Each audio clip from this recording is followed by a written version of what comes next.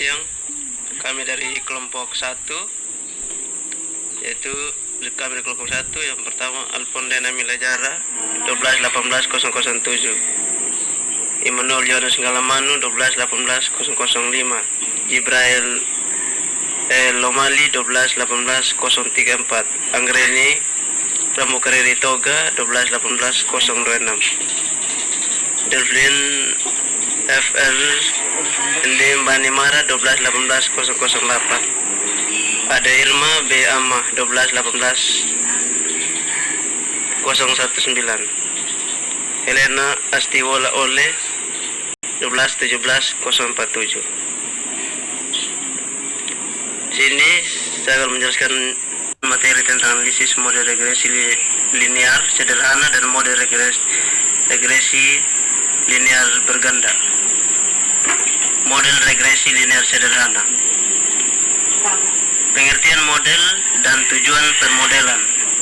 Yang pertama, model dapat didefinisikan sebagai suatu abstraksi atau penyederhanaan dari realitas.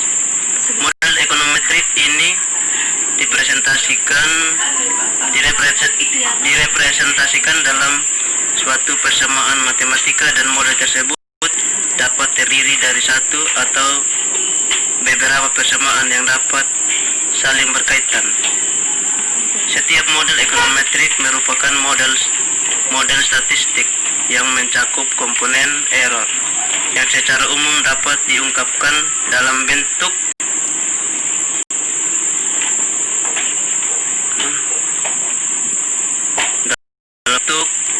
Y sama dengan F kali X1, X2, dan seterusnya plus error.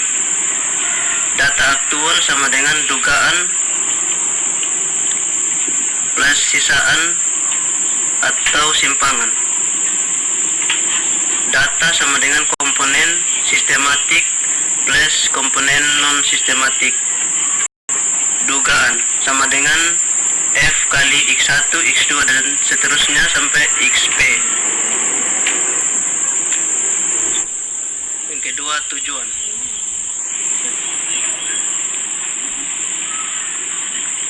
Tujuan membuat model ekonometrik adalah minimal untuk mengkaji pengaruh suatu atau beberapa peubah, misalnya X1, X2, seterusnya, dan XP terhadap peubah lainnya, yaitu peubah Y dalam persamaan di atas.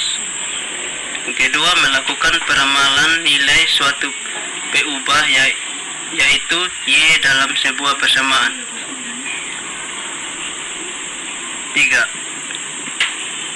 Model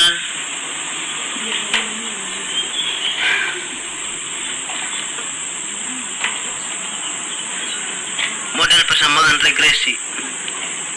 Model persamaan regresi merupakan persamaan matematik yang menggambarkan hubungan antara peubah bebas dan peubah tak bebas atau terikat.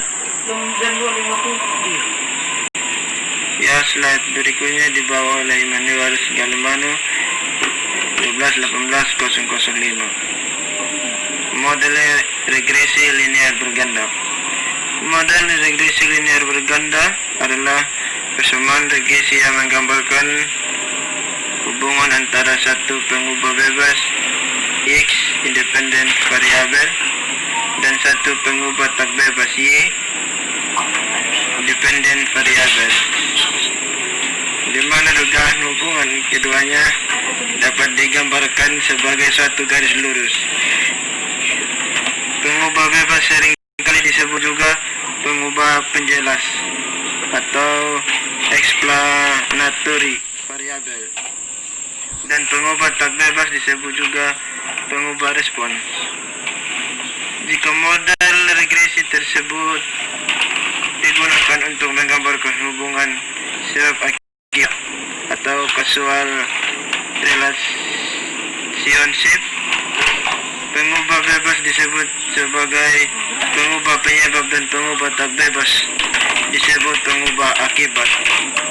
Sedangkan jika model regresi tersebut digunakan hanya untuk memprediksi atau meramal suatu pengubah, maka pengubah Y biasanya sulit atau mahal.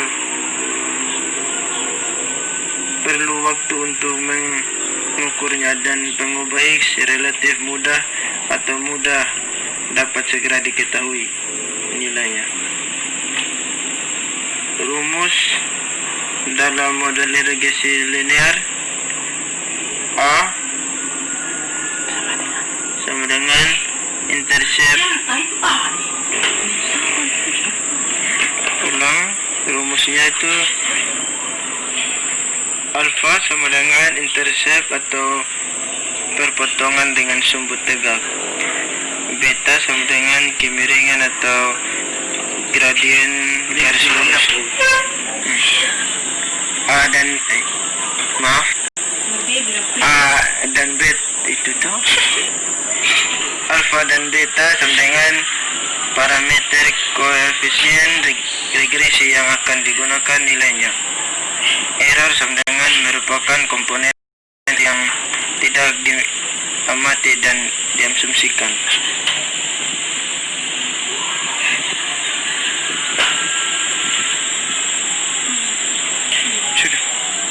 Diasumsikan merupakan pengubah acak atau random variabel yang sifatnya akan dibahas lebih detail dalam bagian berikutnya. Koefisien regresi alfa dan beta adalah parameter yang menggambarkan karakteristik populasi dan akan digunakan nilainya. Asumsi pertama dan model regresi linear adalah modelnya linear dalam parameter koefisien regresi, sedangkan pengubah bebas X tidak harus linear.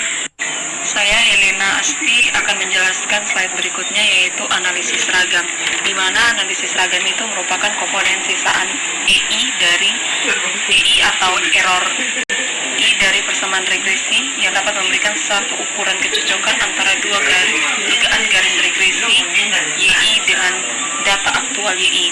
Persamaan regresi yang baik adalah yang kontribusinya besar dalam menjelaskan proporsi keragaman. Persamaan regresi yang baik adalah yang kontribusinya besar dalam menjelaskan proporsi keragaman Y. Sisaan EI yang besar mengindikasikan persamaan regresi tersebut kurang sesuai. Sebaliknya, sisaan yang kecil menggambarkan persamaan regresi yang baik kesesuaiannya. Analisis ragam atau penguraian ragam data aktual Y untuk model persamaan regresi linear sederhana dapat diilustrasikan menjadi YI sama dengan A plus B kali XI plus EI. Dalam analisis ragam juga terdapat contoh XI yang terletak di atas dugaan persamaan regresi, yaitu R2 sama dengan JKR bagi JKT sama dengan 1 kurang JKS bagi JKT. Berkaitan dengan ini juga dapat ditunjukkan bahwa T kuadrat atau DBE sama dengan F kali 1 DBE.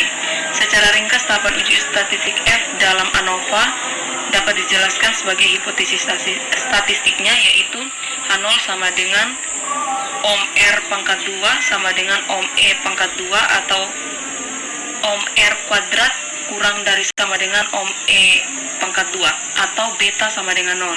H1 sama dengan Om R pangkat 2 lebih dari Om E pangkat 2 atau Om R pangkat 2 per Om E pangkat 2 lebih dari 1 atau beta sama dengan 0. Statistik uji yang digunakan dalam FHIT sama dengan KTR per KTS kali F kali 1 dB. Kriteria keputusan jika menggunakan taraf nyata alfa misalnya 5%. Jika FHIT lebih dari F alfa kali 1 dBE maka diterima H1. Jika FHIT kurang dari F alfa kali 1 dBE maka yang diterima. Oke, saya akan melanjutkan. Nama Ade Irma Babang Amah. Di sini saya menjelaskan tentang analisis sisaan atau disebut residual. Asumsi model regresi linear mengenai sisaan dapat dievaluasi melalui pola penjelasannya dengan menggunakan grafik. Grafik tersebut dibuat dengan memplotkan sisaan atau EI atau EI pangkat 2 atau EI atau SE dengan nilai Y atau dugaan Y. Sebagai ilustrasi, dapat dilihat dalam gambar sebelah kiri adalah contoh sisaan yang berpola sehingga melanggar asumsi model regresi linear, sedangkan sisaan yang tidak berpola atau memenuhi asumsi pada gambar sebelah kanannya. EI atau SE merupakan sisaan baku yang sering disebut sebagai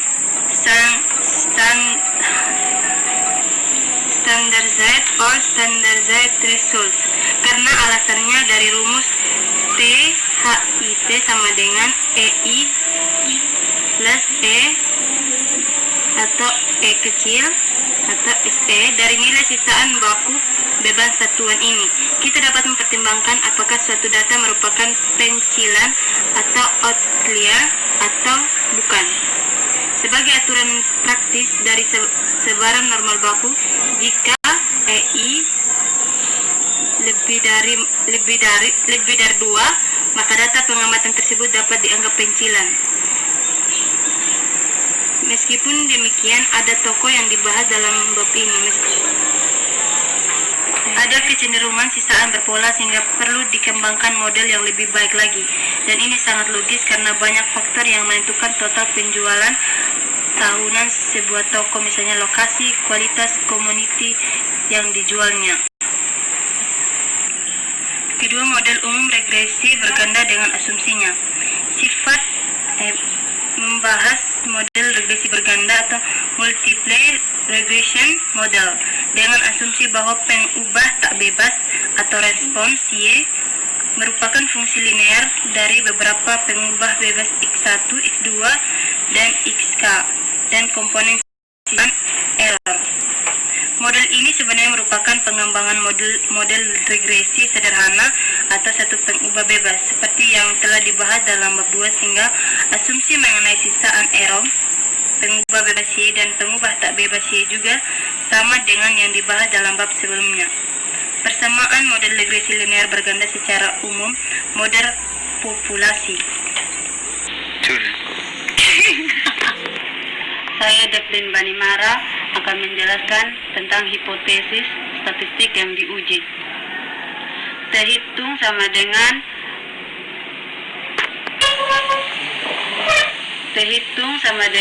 beta J kurang beta J bagi S beta J sama dengan beta J kurang D bagi S beta J sama dengan T kali DBE sama dengan T kali N kurang K.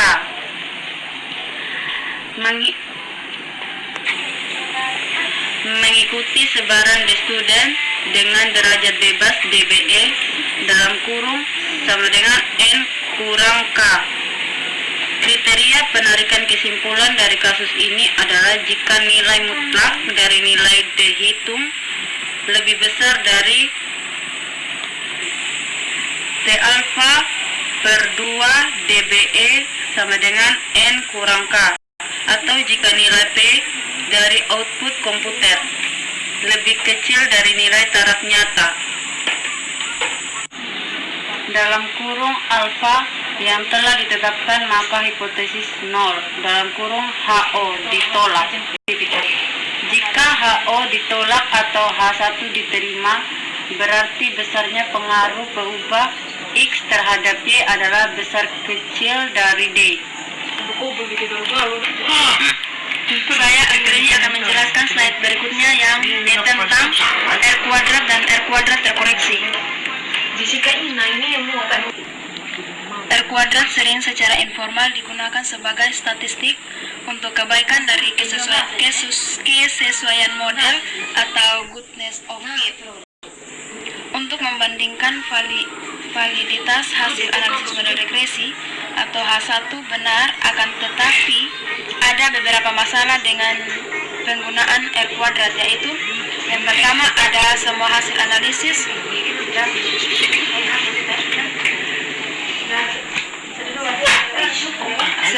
hasil analisis statistik berdasarkan asumsi awal bahwa model tersebut benar. Kita tidak memiliki prosedur untuk membandingkan spesifikasi alternatif. Yang kedua ada R kuadrat, sensitif terhadap jumlah PUBA bebas dalam model.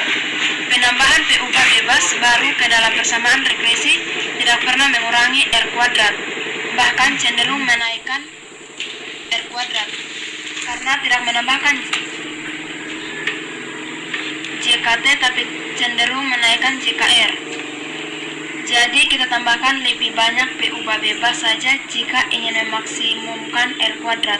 Yang ketiga ada interpretasi dan penggunaan R kuadrat. Menjadi sulit jika suatu model diformulasikan mempunyai intercept sama dengan 0. Dalam kasus ini nilai R kuadrat dapat di luar selang 0 sampai dengan 1. Slide yang berikut ada korelasi parsial dan regresi bertatar